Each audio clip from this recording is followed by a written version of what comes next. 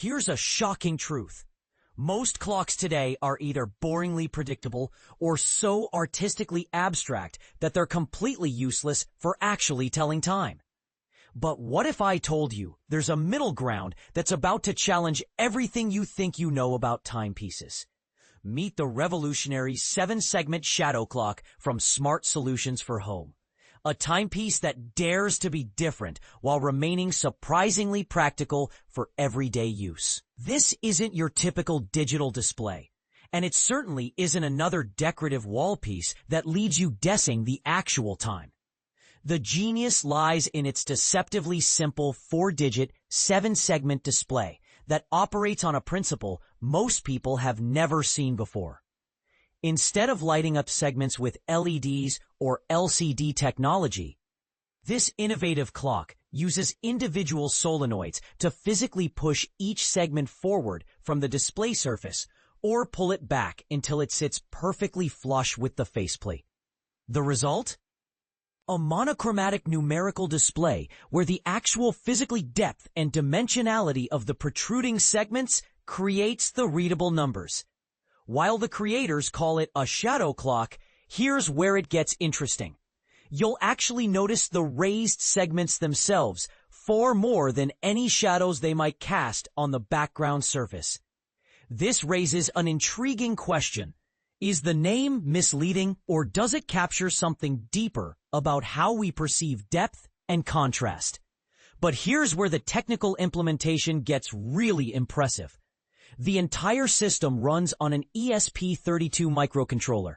But unlike many amateur clock projects that cut corners, this design incorporates proper H-bridge circuits to reliably drive each solenoid with the precise control needed for consistent operation.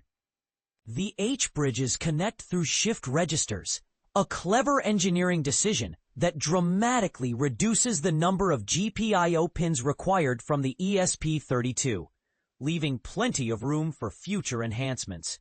And this is the part most people miss when building ESP32-based clocks. This project includes a dedicated DS3231 real-time clock module, instead of relying solely on internet-based NTP time servers. Why does this matter?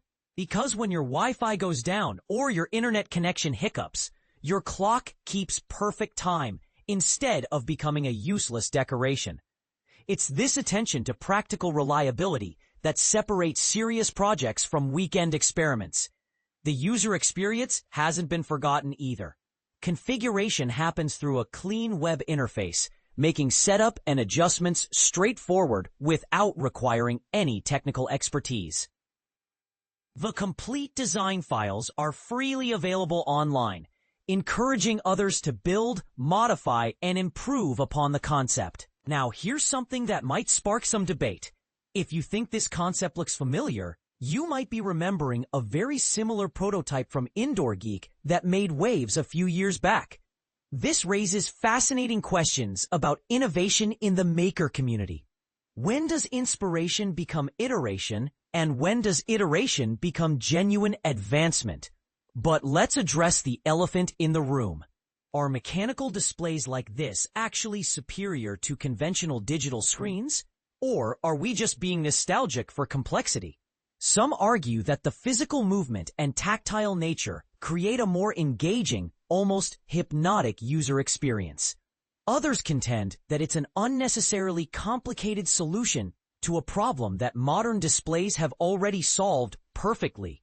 The term shadow clock itself isn't regulated by any official timekeeping organization, which opens up endless possibilities for creative interpretation. Maybe that's exactly what makes projects like this so compelling. They exist in the undefined spaces between art, engineering, and practical utility. What's your take on this? Do you think the mechanical complexity adds meaningful value to the timekeeping experience? Or is this just over-engineering for the sake of being different?